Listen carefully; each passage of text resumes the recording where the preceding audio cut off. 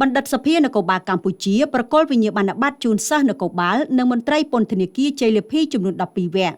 សិក្ខាកាមនិងសិស្សនគរបាលនិងមន្ត្រីពន្ធនាគារជ័យលាភីចំនួន12វគ្គសរុបចំនួន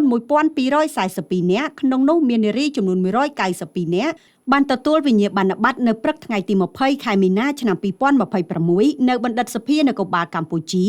ក្រោមអធិបតីភាពឯកឧត្តមបណ្ឌិតទូចវិសាលសុខតំណាងដ៏ខ្ពង់ខ្ពស់ឯកឧត្តមអភិសន្តិបណ្ឌិតសសុខាឧបនាយករដ្ឋមន្ត្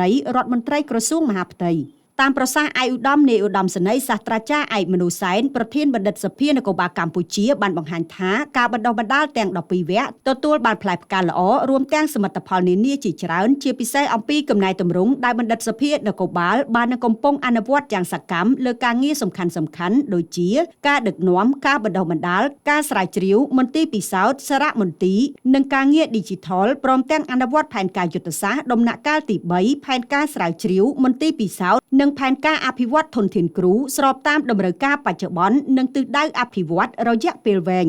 ថ្លែងក្នុងពិធីឯកឧត្តមទូចវិសាលសុខបានបញ្ជាក់ថាក្រសួងមហាផ្ទៃបន្តផ្តល់អាទិភាពលើការបណ្ដុះបណ្ដាលលើកងកម្លាំងដើម្បីពង្រឹងសមត្ថភាពនិងសីលធម៌វិជ្ជាជីវៈឲ្យអាចបំពេញកាតព្វកិច្ចមានប្រសិទ្ធភាពនិងទទួលបានការជឿជាក់ពីប្រជាពលរដ្ឋជាមួយគ្នានេះឯកឧត្តមបណ្ឌិតក៏មានការកោតសរសើរដល់ការរីកចម្រើនរបស់បណ្ឌិតសភានគរបាលនិងសាលានគរបាលជាតិដែលបានអភិវឌ្ឍទាំងហេដ្ឋារចនាសម្ព័ន្ធនិងគុណភាពបណ្ដុះបណ្ដាលជាចុងក្រោយលោកបានលើកទឹកចិត្តឲ្យសិស្សជ័យលាភីបន្តអភិវឌ្ឍសមត្ថភាពដើម្បីបម្រើជាតិនិងប្រជាពលរដ្ឋ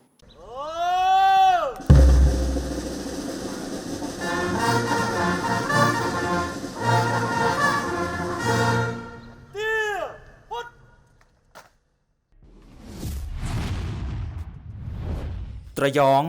នាំសារពិតគ្រប់ទីកន្លែង